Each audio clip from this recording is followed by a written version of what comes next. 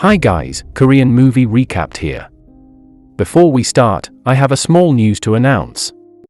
I would like to introduce myself as the new narrator for our future videos. I hope that you can enjoy my narration as much as the previous video. Thank you, and enjoy the video.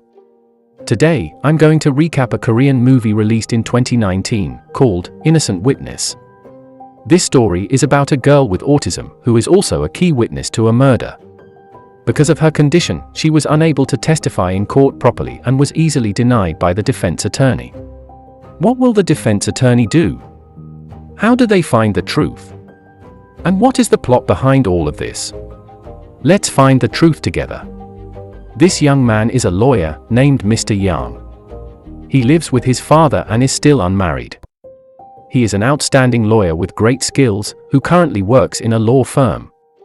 Fascinated by his abilities, his boss then compliments him and later gives him a special pro bono case. A murder case where the maid is the prime suspect because she was at the scene. His boss says that the prosecutor built the case solely on the witness account, where the sole witness is only a 15-year-old girl with autism. On the other hand, at school, this little girl is Ji-woo. She has autism, so her classmate often bullied him. On that night, at his house, this girl looked out the window. She saw an old man whose head was wrapped in plastic, and his maid, in a room across from her house. She then screamed hysterically until her parents came and calmed her down. She later became a key witness in the murder case handled by Mr. Yang. The next day, Mr. Yang meets the maid who is the suspect. Her name is Mi-ran. Before questioning her, he asks Mi-ran to always be honest with him in all conditions, and she agrees. Then she tells the chronology of the incident. That night, she heard a strange noise. When she went to check on his master, she saw her master's head was wrapped in plastic. She tried to help him, but her master kept holding onto the plastic and instead pushed her away. She couldn't restrain him. She then tried to take something to tear the plastic. But when she returned to the room, her master had already died. After telling the chronology, Mi-ran cries and blames herself for being slow to help her master. She then asks Mr. Yang to help her. After that, he works on the case carefully. He watches the interrogation tape from the key witness. Not satisfied, he then goes to meet the witness, Ji-woon. But at her home, her mother forbids Mr. Yang to see her daughter. Not giving up, he then meets a child psychologist to ask what she thinks about the interrogation video. The psychologist said that she has high intelligence, and the interrogation went very well because the prosecutor seemed to understand how to deal with autistic people, but was not leading him either. During the pre-trial, Mr. Yang as a defense attorney asks the judge to bring the witness to court. But the prosecutor refuses and says that the witness has special conditions, and it would be dangerous for the witness' health to put her on the stand. But after deliberation, the judge decided to allow the witness to appear in court. According to the psychologist's advice, Mr. Yang tries to enter the world of the little girl. He starts by meeting her at school. There, Ji-woo is with her best friend, Shin. After giving them business cards, he tries to ask Ji-woo some questions regarding what she saw that night. But she refuses to answer and ignores him. In the end, Shin says that in order to talk to Ji-woo, he has to use something she likes, which is puzzles and quizzes. In court, Mr. Yang presents a witness who is a forensic expert. There he presents evidence of his theory that the victim actually committed suicide. This is also reinforced by evidence a few days earlier the victim bought butane gas at the supermarket. The evidence is then received by the court and the court is adjourned to examine the sole witness, Ji-woo. This time, he tries again to get close to Ji-woo. He bought some puzzles, but apparently she isn't interested. Not giving up, this time he invites them to eat ramen. After that he takes her home. In front of her house, there was already the prosecutor who looked close to Ji-woo.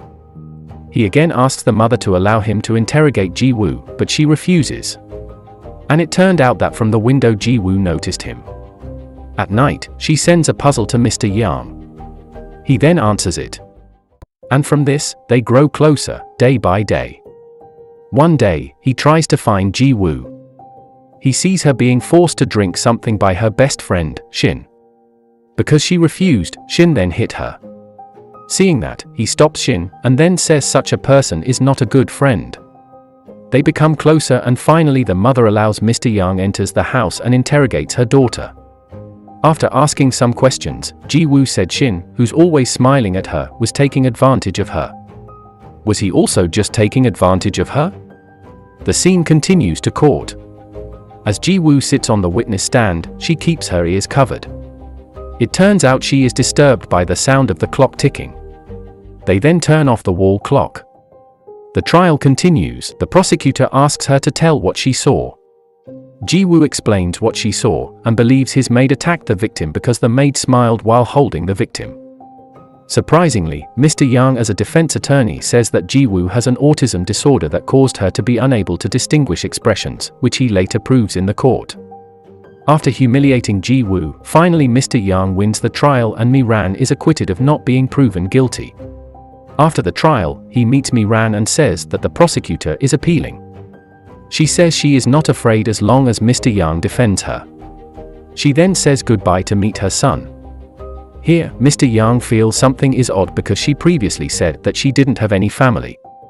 He then begins to doubt himself. He tries to recall his memories of everything about the case. His conscience told him that what he was doing was not the right thing.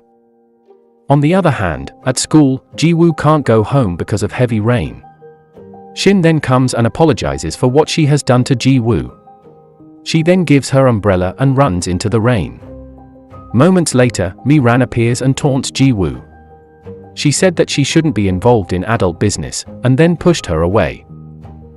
Mr. Yang deeply regrets himself. On the other hand, the prosecutor is trying to prepare his appeal. He meets Ji-woo's mother to ask her daughter to stand in court once again, but the mother refuses. Then Ji-woo tells his mother that she wants to be a witness again. Her mother forbids her, but then she says that she cannot become a lawyer because she is autistic, but at least she can be a witness to let people know the truth. To do what is right. At home, Mr. Yang gets a letter from his father. He remembered his motivation to become a lawyer. I want to do good things.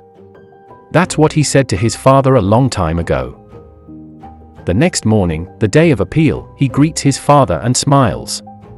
He understands what he has to do. In the court, the first day of appeal begins. This time, Ji-woo stepped confidently towards the court stand. First of all, Mr. Yang proves that Ji-woo has high intelligence and she can remember very well in a short time. She also has acute hearing, which makes her able to hear very well even from a distance. His boss tells him to stop, but he ignores him. He then asked if she could hear or read Mi-ran's mouth movement the night the victim was killed. She said she can.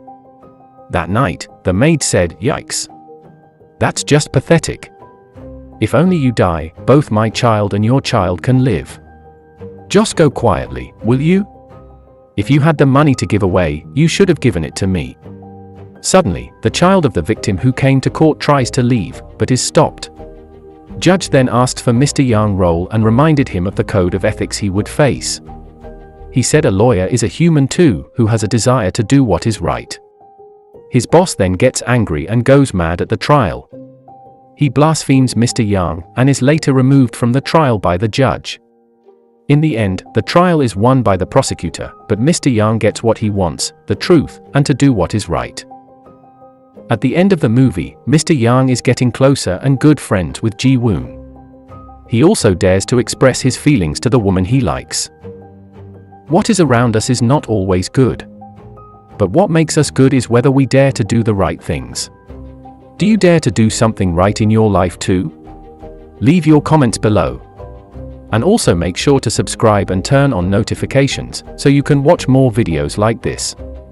Thanks for watching, and see you next time.